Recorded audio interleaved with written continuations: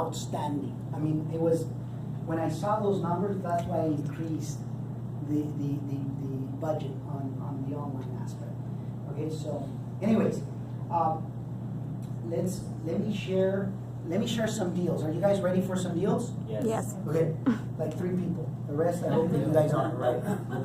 Now, these deals are really recent, okay? They're not, 10 years ago, 19 years ago. They're precisely really recent. Castro Street, San Leandro. We got it from direct mail. This deal, it was funny. The story behind this deal is funny. It's funny how people do certain things in a certain way. Fernando, my acquisition specialist guy, takes the call. The gentleman said, oh, we're going through probate, so it's going to take about a year before I can sell the property, but whenever we're ready, we'll call you. And, Fernando knows that I'm very big at follow-up. I said follow up until they either die, and I'm serious about it, until they either die or we can't chase them anymore, or for whatever, either they die or we die. But that's when we stop following up. Took us a year. And he finally called, and said, okay, I'm ready. But it was after massive follow-up, 1 year. How frequent are you following up with them? Once a month? Every other week, Okay. sometimes a weekly. Even if it's just to say, hello, just, I want to make sure that, you're doing well and things like that. Oftentimes we don't even talk about it. It's just to be present, just to be in your face, basically. Guess why? Because when he decides to sell, or he's ready to sell, who is he going to think of? He's going to think of the people who were right in the face most of the time. So what happened with this gentleman, though, it was funny. The guy who actually owned the property was still alive, and he said that he was going through probate. It wasn't true. The thing is that he was going through a living trust because he was already going. The gentleman was getting sick and sicker and sicker, so he knew that he was gonna inherit the property. So he says, when I'm ready, when the probate finishes, the reason I know this is because we keep notes of everything in our CRM. Every time we speak, every time we make a phone call, we got to lock it in to know and understand what is it that we're doing right or wrong. And when I met the guy, I read all the notes and I'm like, oh my God, this guy just the gentleman barely did finish all the living trust documentation and passed away like the next week. And he was calling us like right the next day. I mean, picture how crazy those things are. He called us. He was sick of the house, and you'll see some pictures why. Family hoarders, living, not paying rent, anything, house in distress conditions, out of town seller. Well, in this case, the guy who sold it was out of town, but he lives about maybe 20 minutes from where we live, so it was a pretty easy thing to look at. So these are the before pictures, just so you guys can take a look at. That's the small house, 2-bedroom, 1 bath, 760 something square feet. And I don't know if you can see the kitchen. And that was cleaned already. That was when the guy said, hey, Raul, I gotta clean the house for you. And that's how they call it clean. So he told me Raul is clean. I did some phenomenal job. Look at that. I cleaned it from the inside, threw it up to the outside. So the biggest avocado. This is an avocado tree. Can you imagine? The biggest that I've ever seen in my life. Right? Nice. So if you guys need or want avocados, just let me know. I can supply you with some avocados. Start a side gig with that one. So anyways, the after. This is the after, okay? Now, when I bought this property, keep in mind, you'll see the numbers. We decided that we were going to put it as a buy and hold for a year, and then 1031 exchange from it. You'll see why. So this is the after. We didn't do a whole lot other than just a lot of cleaning. We painted. We started painting. At that point, we were painting the house. We put a for rent sign. Calls like freaking crazy started to come in. This is not like the after, meaning like the full finish version. This is more like the during version. But you get the picture, right? It was, it turned out to be nicer than what it was.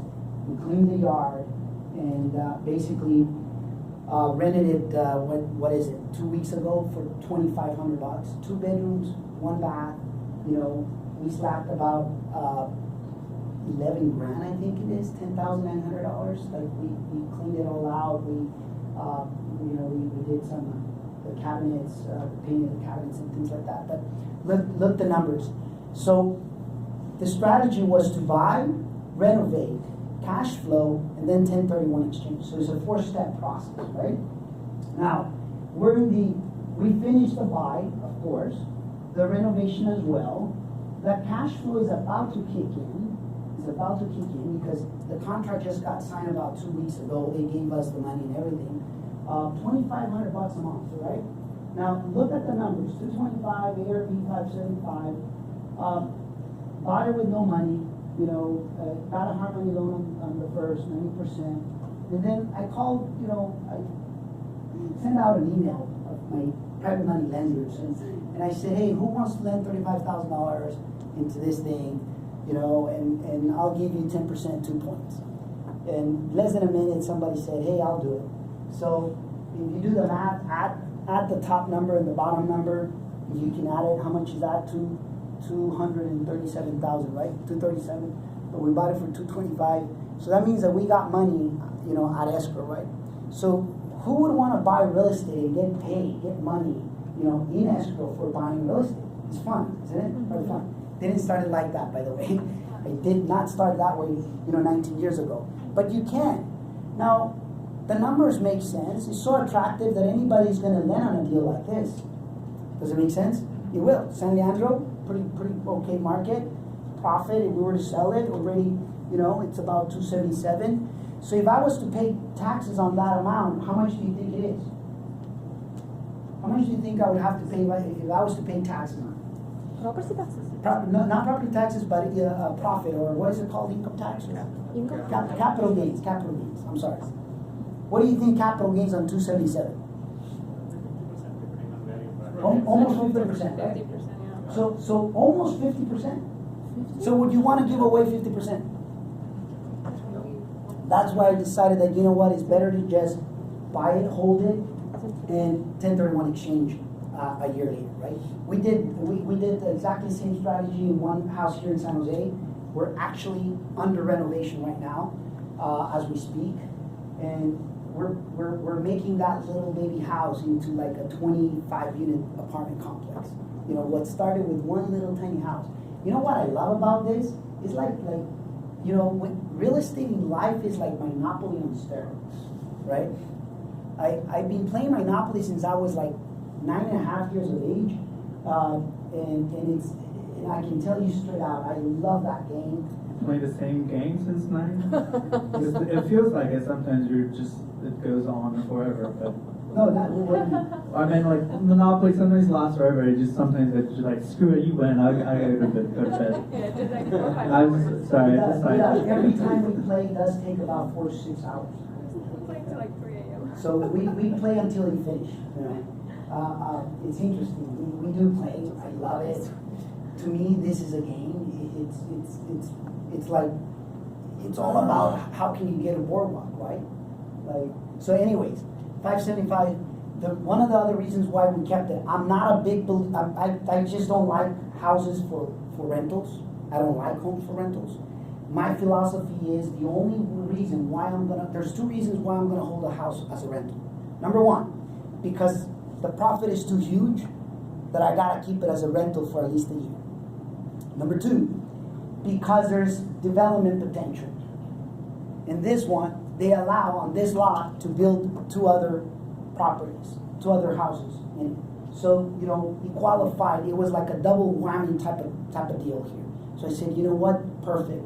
I'm holding it 1 year, then get out of it, right? So, high-level strategies. I mean, I may be confusing the heck out of you, but I guess it's okay once in a while. Portola Meadows, it's a Livermore property condo, 500K. This one came from a realtor, pocket listing. The realtor came up to me. It was funny because the realtor brought it to me, and brought it when she didn't have yet the listing, you know. And she says, Raul, you know, I'm having trouble, man. Can I meet you at a coffee shop? I said, sure. So I met her at a coffee shop and I said, I only got 30 minutes and I'll be about, only if you allow me to tell you the truth. Because if I can't speak out the truth, then there's no point for us meeting, right? She says, okay, that's fine. So she came up to me and said, you know, I've been working on this listing for about 9 months, and you know, I hate when people don't understand that they've got to make a decision because I got bills that I need to pay and I'm behind on all out of this, blah, blah, blah. And I told her, I now know why you're not getting the listing. Because you're more interested on what is in it for you. You're more interested on paying your freaking bills and helping the other person. And I said, that's not going to work. That's not going to happen. I said, listen, you're going to need to, you go back and you got to start being grateful. Forget about your bills. Make them make a line and make the bills respect you, or else, you know, if you don't change, if you don't make that shift in your mindset, it's not going to work. So we spent about 30 minutes, and then a week later she says, oh, I got the listing, man, I got the listing. So I said, listen, make her an offer, let her know if she's okay with that, then we're in. If not, go ahead and list it. Go ahead and obviously make your money and help them as well. They took it, 500.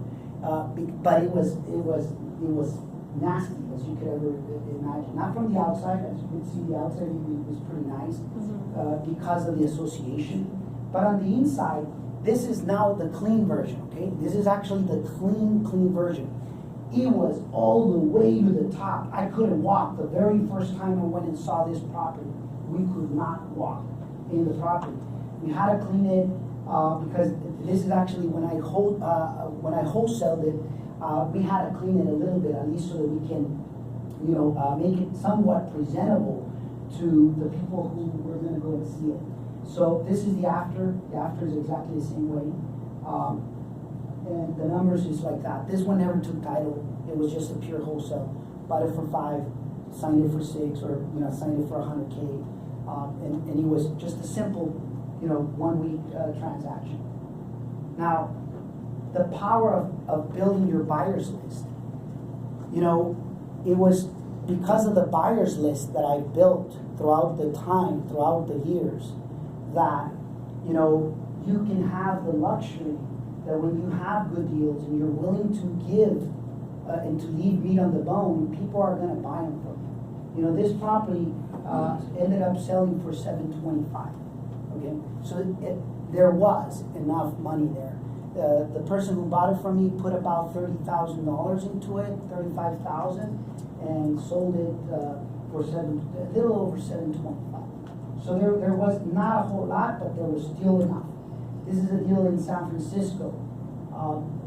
Bought it from, this was actually came from Craigslist. Can you imagine Craigslist, okay? It was funny because I was hiring, at the time, I was hiring acquisition specialists, like we're doing right now. We're actually looking to hire 7 acquisition specialists. So if you happen to be one of them or interested, you know, talk to us.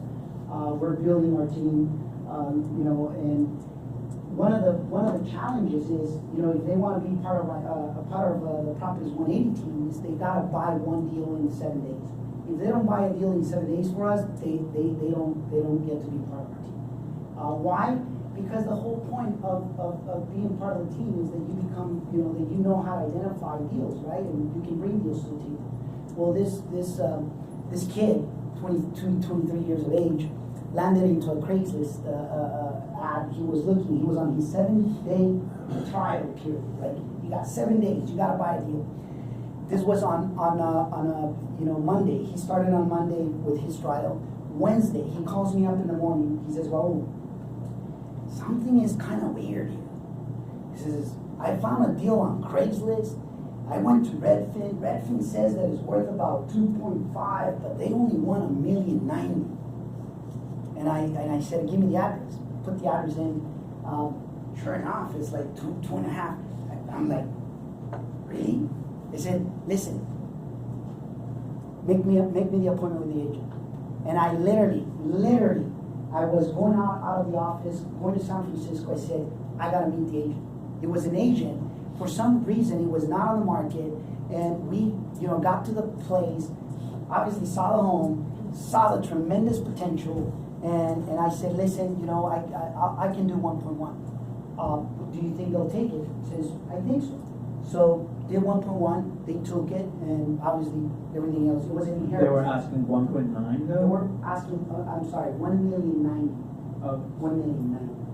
Maybe I said it correctly. And I offered, 10,000 above ask.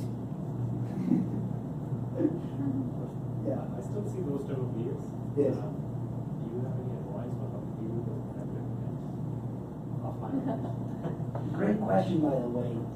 Those are like, even today's world, I'm seeing. Well, the reason why I bought it so low, thanks for the observation. There were three tenants, and they were all protected. 40 years in the property, paying $300. $300. I mean, I knew I was against a lot of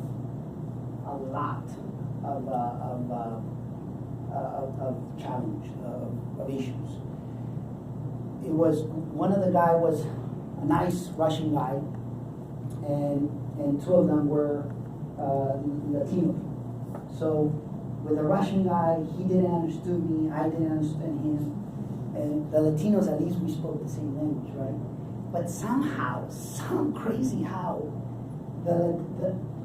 because they rented to the Russian guy, they were able to understand themselves somehow. I couldn't picture. I mean, I couldn't get it.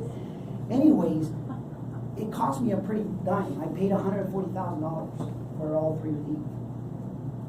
cash for keys? Cash for keys, Okay. 140. So they wanted it 250.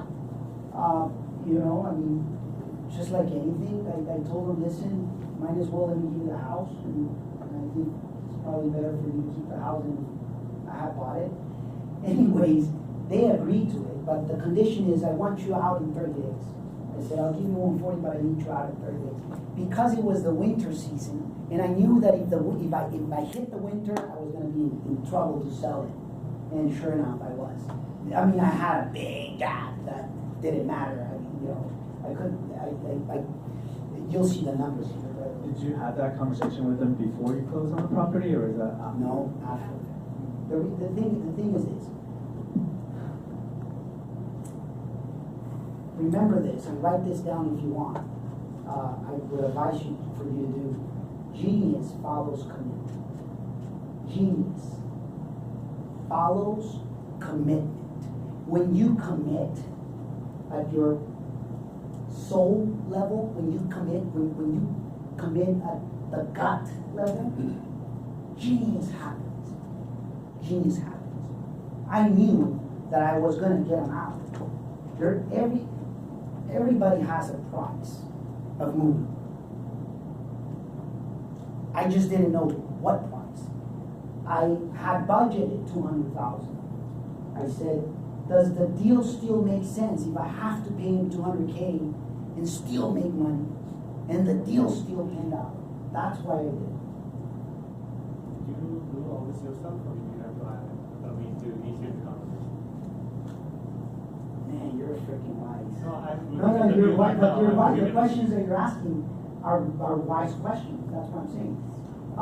I've done it both ways. And this is what I've discovered. I feel I'm really good at handling people. I feel that I because of network marketing has sharpened me up on people skills. And when I do it, I usually buy really, really low and almost no trouble. When an attorney does it, it ends up costing me an arm and a leg. People for some strange reason, they don't like to deal with an attorney. Like they get intimidated. I've done it both ways. I've bought 10 tenants in the past, maybe 9 months. I've done 10 buyouts. And only on one of them that I allowed the attorney to do the negotiating, and then I took it away. I said, I forget it. You're costing me too freaking much. You're not going nowhere, and I gotta step in. So I had to step in, and I'm about to do the last one also, taking it from another attorney. Not that they're not good. It's just that people don't like it. What I'm saying is in San Francisco, the tenants are also spoiled. They're Yeah. smart and And they know. Yeah, And they then know. everything is public. Yeah, they You know, they'll search. The rent board, San Francisco Rent Board, actually, publicizes everything, how much you pay it, so they know what to ask. You would have think that an 89-year-old lady living 40 years on the house wouldn't know what to ask. Like, she was freaking sharp. She says, honey, I need about $225,000, honey, to leave. I'm like, where are you basing it? Well, that's the asking, that's the ongoing rate. I'm like, shoot. 89.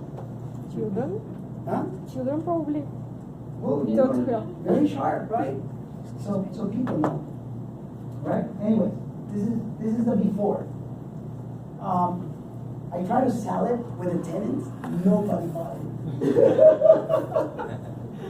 I tried. No one bought it. So I said, okay, I got. Did you put on the MLS?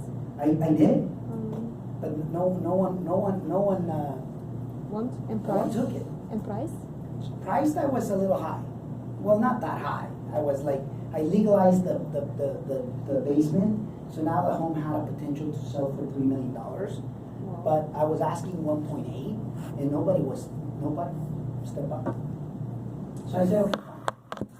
I said, I'll do my thing. So this is the before, right? This is the before. This is the before. This is the after. Okay? I had to put some Wow. nice decoration. And trust me, we didn't do we do very minor work on this one. And even though we had approved plans to do something massive, the reason I just did this is because I wanted to get it off the books. We spent about 20 grand, 21,000, very little. So those are the numbers. Bought it for 1.1, sold it for 1.6.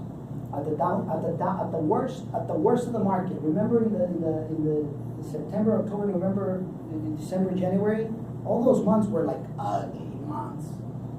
Trying to sell, like, I knew I was going to make money. I just didn't want to give it away because the downturn of that little section of the seasonality of the year, it was a bad year. But that's when you buy right, ladies and gentlemen. When you buy right, even in the worst time, it was. I mean, back in December of last year, it was a really rough.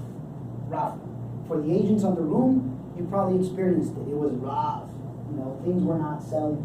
But because there was a big gap in it, we were able to do it.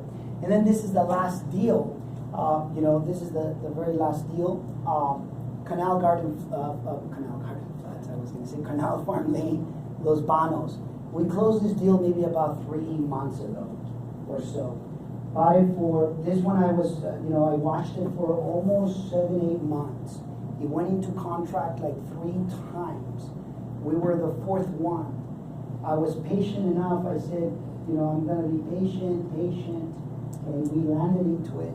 It was so the owner was an attorney, slumlord, and can you imagine an attorney from Los Gatos, living off of this wonderful property, but not doing a whole lot to it. 40-unit building. This is the before. This is a 40-unit building property.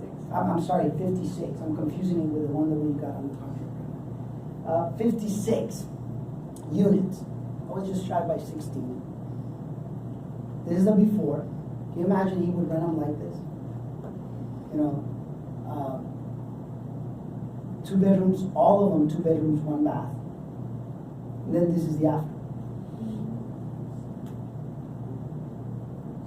How much did you spend? So this has been definitely one of the largest projects, home runs in my career. The lender just told us that because of the value add that we're doing, is going to be a $10+ million ARV asset. We bought it for 4.5. We're putting $1 million into it, and this is wrong. This is obviously totally incorrect. Forgot to change that. But do the math. And one. But the interesting thing is we bought it with no money. Remember the little tiny baby house, the 225? he works on the little and he works on the large. Okay. So you have your exit strategy, buy and hold for 7 to 10 years, but you're buying with hard money. Do you keep the hard money loan for the entire time, or Great do you question. finance out? Great question. We refinance. Okay. So we only hold it. So what I did is I did it for 3 years, Right. but the provision is basically to only do it for 12, refinance out of it with a Freddie Mac non-recourse loan, and then when we refi, we're going to pay both of them off and get probably a 4.5%, rate. Because of the valuations, we can pool all the money, get the money out, and just write on it. Now, very powerful. Very. Not only that, people are not paying attention. This is my very first. Well, I shouldn't say my very first, but I guess with direct experience, the very first time I understood one thing: why the rich get wealthy. I understood one powerful thing.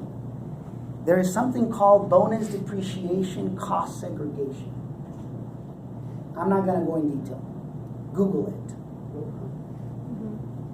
I don't know much about it.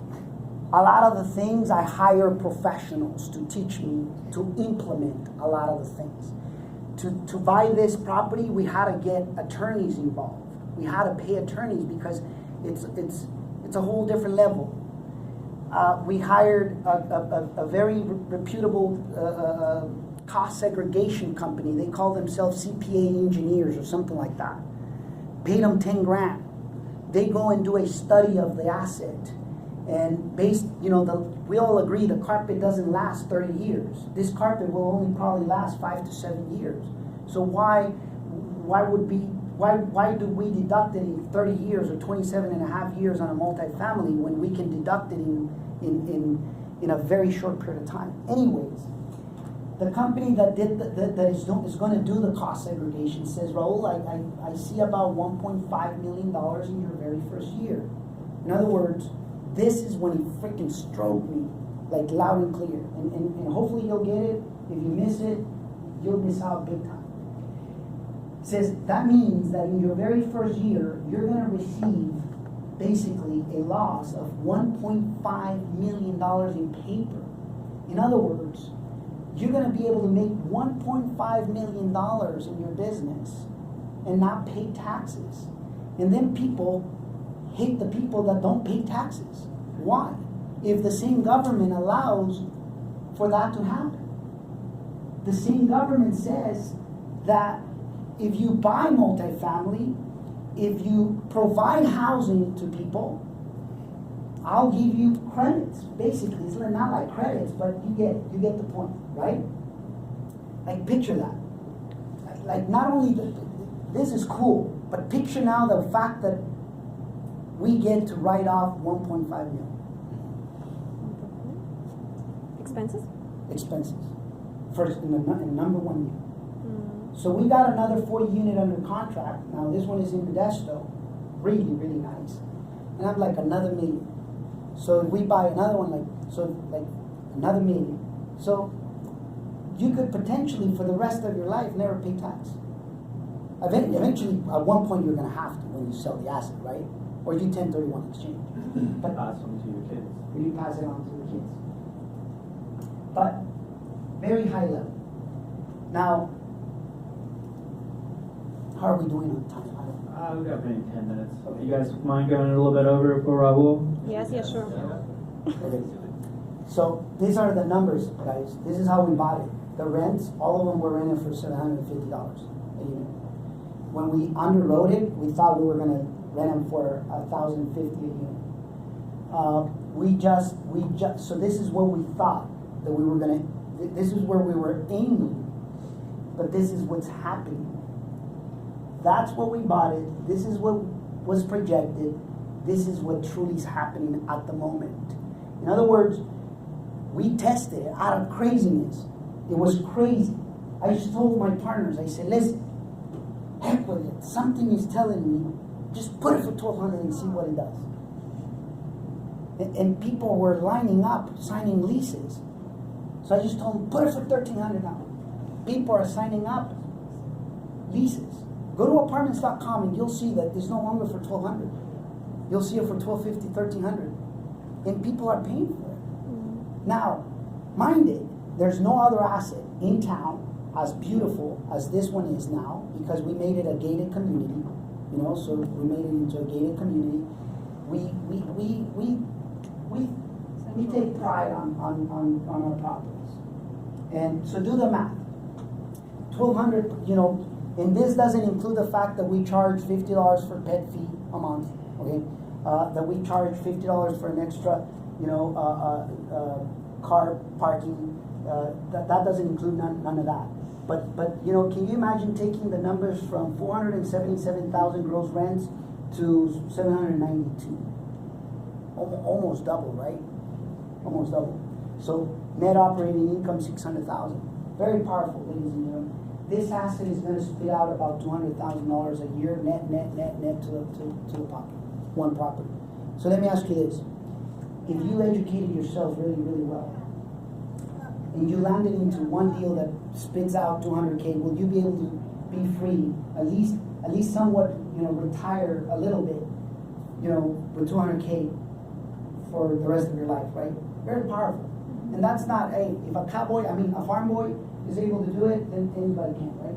So anyway, we got more, but I don't, it'll take me another hour. But I think I explained the essentials. Where did I found this? Where did I found it? Luna. I'm patient when he comes. When the deals, you have to stick to your numbers. We bought it knowing that we were going to hit this. We never underwrote it for that. This happens just because there's no housing in that particular area. I studied the area really, really, really well. I studied population growth, job growth. I studied, available. So I go to apartments.com. I go to rentoverhere.com, and I gotta do a very thorough analysis. And one of the things that caught my attention is there was not even one apartment available for rent. Not even one. Apartment or unit? Apartment unit. Not even one available in the entire city. Not even one. And then I put my assistant, I said, okay, call every single one and add yourself to the waiting list. And then we did a ghost ad. Every time I buy an asset, I gotta do a ghost ad. That's a ninja tip right there. That probably should have already paid off for your tuition that you paid here to be here. What is that? I literally put an ad as if we already owned it, to see the traffic that we would get. The phones were blowing up. Can you imagine? We put an ad. We put a photo of another unit of another rental that we own in Merced, but with the address of Los Banos, for 1,050, and the phone blew up. That's before we bought. Now that I do before I bought, because when you're buying 4.5 million, 5 million, 7 million, you gotta do some real homework. So I did the ad. The phone got crazy. What is that telling me? Demand is high. The demand is there, right? Isn't it? That's genius. Now, guess where I learned it? Do you think I invented it? No. I learned it from other folks who play at a really high level. Does it make sense? Yes. I put it to the test, and I'm like, oh. I went back and I said, this is it. This is it. I mean, when you start getting 50, 100 calls in a week's time out of Craigslist, you bet, right? Now, that's the little things that we did. And then I started, I noticed, okay, why is there such a big shortage? Number one, they're not allowing multifamily to build, so no multifamily can be built in that city. Why? I don't know. I went. They're building houses, but they're not building. One of the reasons doesn't make sense. I mean, the cost is so high, extravagantly high, that you can't make sense of it. So, anyways, when the combination of they don't allow you to build, there's a shortage of home, there is growth. For the last 25 years, that city, little town, has been growing. Even in the downturn, it was growing. So then I said, you know what? This is the spot.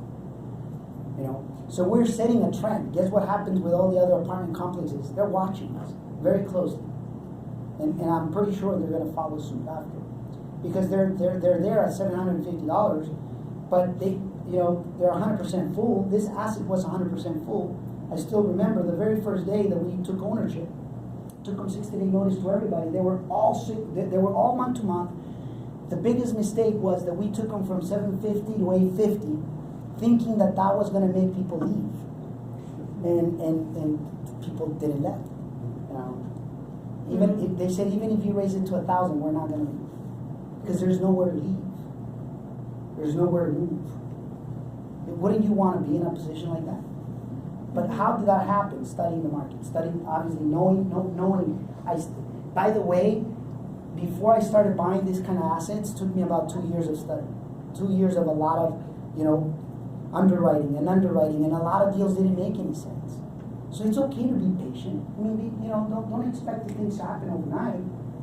It's going to happen. In the meantime, build your buyer's list, build your seller's list, build your private money lender list, because when the great deals come your way, guess what? You want to be ready. If this deal had come to me, maybe 7 years ago or 8 years ago, I wouldn't be ready. I was still trying to, struggling from the BK. Does it make sense?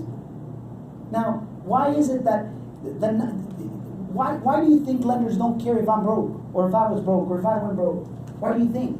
Because it's not about me, it's about the asset. Does it make sense? If the asset is capable of producing money, then who cares?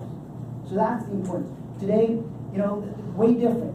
10 years ago, I was buying assets at retail value. Big mistake.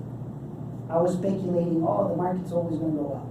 And we always think that, especially when good times are feeling like good times all the time, right? Guess what?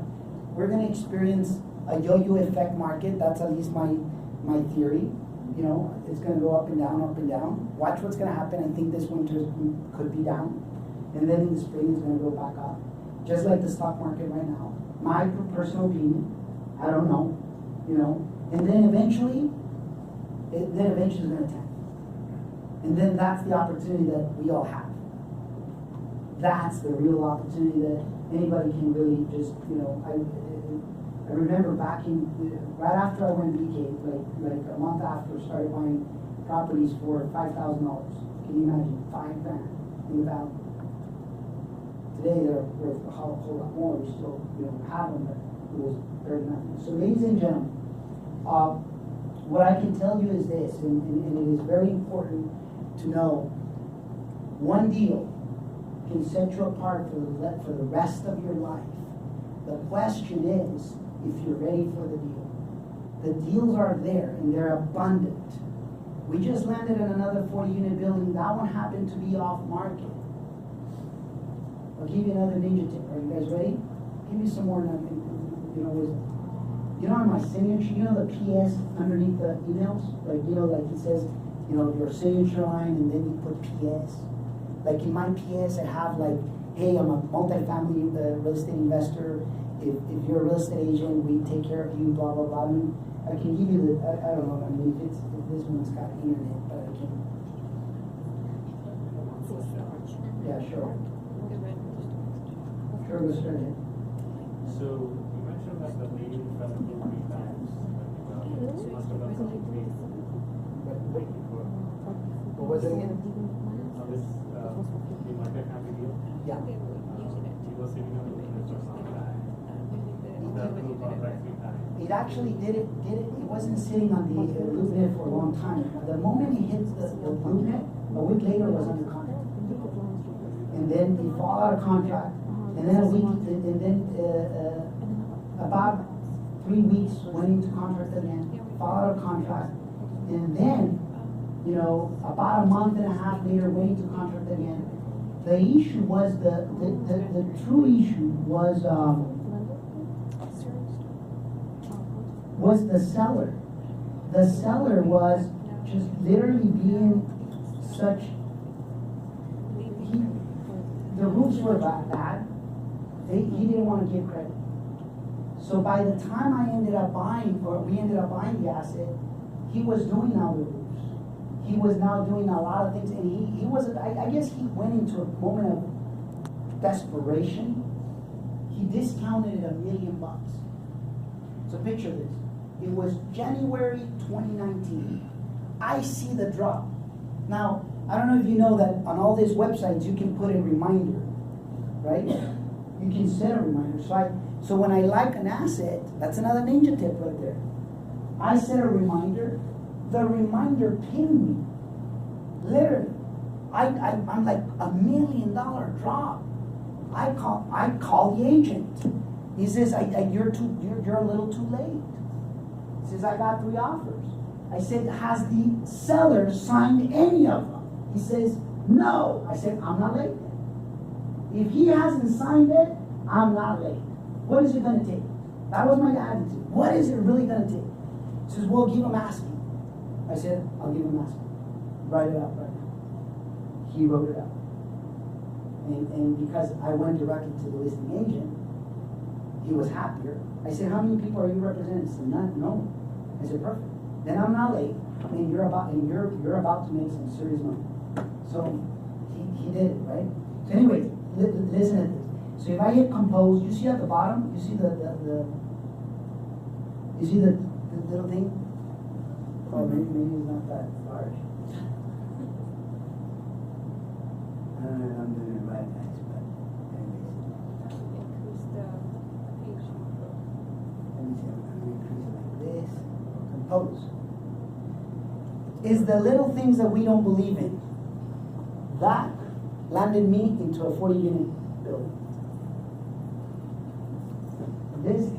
Oops. See, I'm not too tech savvy. These 2 lines. Those 2 little lines landed me into a 40-unit building. Is the little things. But it's not the fact that just because you go, tonight and put it in your email, don't expect that next day, bingo, I got a deal. You know why? Let me tell you how this happened. I'm very active making offers. I'm very what? Active making offers. I make a lot of multi-family offers. Send LOIs. This gentleman, it was a 22 unit building. I went and saw the unit, the complex. I told them right off the offer. They were asking 2.5. I said I'll offer 2 million. The numbers make sense at 2, so go ahead and write it at 2. He says okay, I'll do it. And then when I send him the email, like proof of funds and everything like that, he saw that, and then he calls me back. He says, Raul, do you really want to submit an LOI on that 2 unit building? See, yes. I said, why do you ask? You know what? How does your thing on the email works? How would you take care of me? I got an off-market 40-unit building that is better than the one that you want to submit it on. Now, picture that. And that's how we landed into the 40-unit. So you gotta be in action, because that action is gonna get you deals sooner or later. That we're buying out that asset for 5.5 mil. We'll probably do the value, and it's a newer building, 1994. 1994 is pretty new. 32 units are 3-bedroom, 2-bath. Balcony, private balconies, like super nice, right? And eight of the units are 2-bedroom, 1-bath. It'll probably be worth, in about 12 months, maybe about 8.5. So from 5.5 to 8.5. Now I'm getting used to the bigger deals, right? But guess what happened? One little change, one little thing made it happen. So stop thinking that you gotta do this big old steps. You gotta start with the little ones, and a whole bunch of little, And snowball. and snowball. Right? So anyways, it's pretty much everything on my end, ladies and gentlemen. Unless you guys got any questions, otherwise we'll wrap up. We're running a little bit behind. We'll take 3 questions, and then Raul will stick around for more if you want to ask me something directly.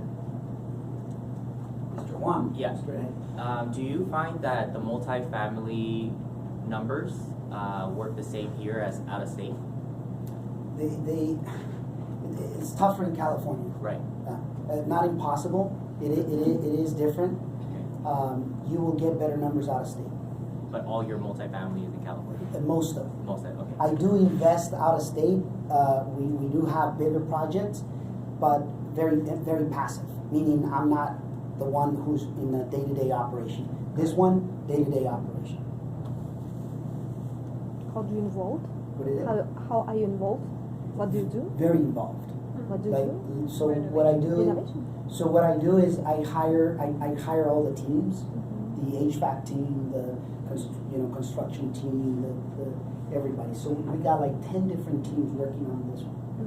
And do you keep the same property management company? No. Oh, So we manage everything in house. Keep in mind we have 7 employees in our company, so we manage everything in house. There is an on-site manager.